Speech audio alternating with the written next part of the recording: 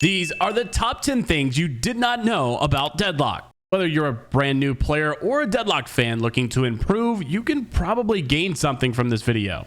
Subscribing and liking the video helps the channel a ton, so for those of you that go the extra mile to do so, we thank you. Number 1 is sliding for ammo.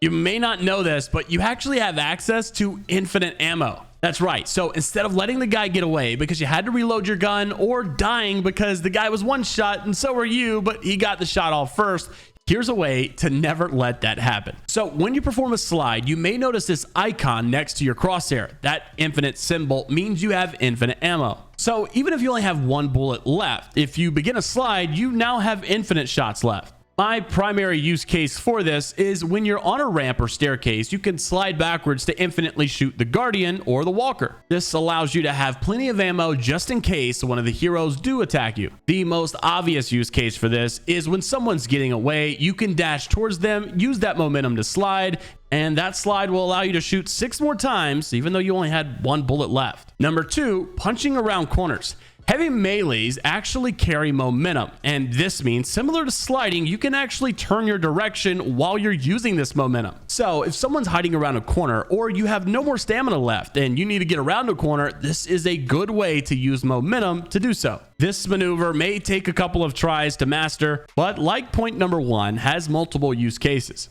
Number 3, double Guardian Zipline Boost. If you're like me, at one point in the game, you may have noticed that you thought you were using your zipline speed boost, only to discover that you weren't. Did you just miscalculate how fast you go on the zipline, or something going on? Well, later in the game, you'll notice there's 2 enemy guardians standing at the entrances of the enemy base in every lane.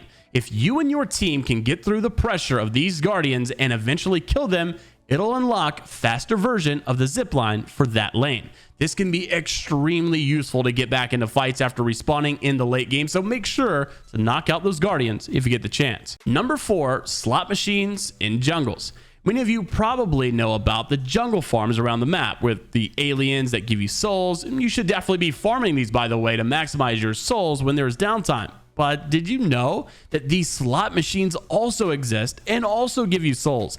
Dealing damage with either bullets or melees will make these machines pop out souls for you, but be careful, it will take some of your health in return. Number 5, wall jumps. A movement ability I don't see too many players utilizing is the wall jump. It doesn't consume any stamina, and it can be used to climb up to the high ground or when running away from enemies. All you have to do is jump into a wall and hold down the directional key opposite of the wall jump. Example, if you're jumping forward into a wall, you'll want to hold S and jump again to wall jump. You can also do this sideways, so you'll run into the wall and hold A or D and jump to wall jump. Number 6, combining the wall jump with Viscous Movement. Viscous is a character known for his annoying, very mobile goo ball ultimate, but did you know that his other ability, Puddle Punch, can also be used as a movement ability? This ability can be placed on the ground underneath enemies to launch them in the air and deal some damage. But this ability can be used on yourself in other ways. You can place it at your feet and double jump to get some insane height, or you can dash jump forward and place it to gain crazy momentum forward to either escape or take an enemy by surprise. And for the even more mechanically inclined players, you can dash jump into a wall bounce and place it on the wall to get a big change in direction that could throw off enemies that are chasing you down. Just a warning though, this one may take an hour to learn in the sandbox. Number 7. Did you know that you can parry guardians? As a very obvious tool you should be using, not many people use the parry. The parry ability every hero has, and it's really important to learn because it can change the tide of a fight in a 1v1. But did you know you can also parry the enemy guardians? When you get close enough, they will melee you. And if you parry them, this will stun them briefly, allowing you to get some free damage on them and keep your troopers and yourself alive longer and potentially save your life. Number 8, did you know that there are safe doors in your base? When getting pressured inside your own base, there are more options than you may think to take cover and get back to full health. On either sides of the base near the shrines, there are big glass doors that you and your allies can run through for safety, health regeneration, and to buy at the shop. But did you know the enemies could not enter through these big glass doors? Number 9, crosshair generator. Has anyone been struggling to find a good crosshair like me? Well, there is actually a crosshair tool that you can use to custom create yours to perfection. This tool's much better than the one that's currently in the game settings, and we're not sponsored in any way.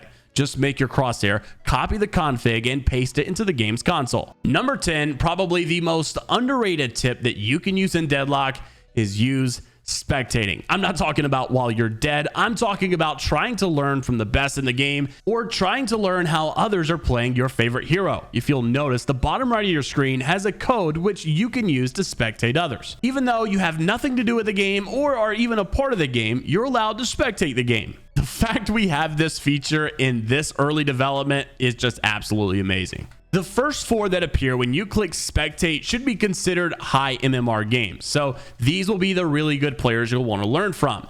Spectating is a great way to kill time while also learning the game. You could also grab a specific match ID and simply type it in the box. So here are 10 tips you probably didn't know about Deadlock. Hopefully you found some value in this today and learned something new. But what tips did you already know? Let us know down below along with the tips we didn't cover today. We have really enjoyed making Deadlock content and appreciate all of those that have took the time to like and subscribe. We've all awaited a great game to drop and it looks like it's finally happening. We'll see you all in the next video and enjoy playing Deadlock.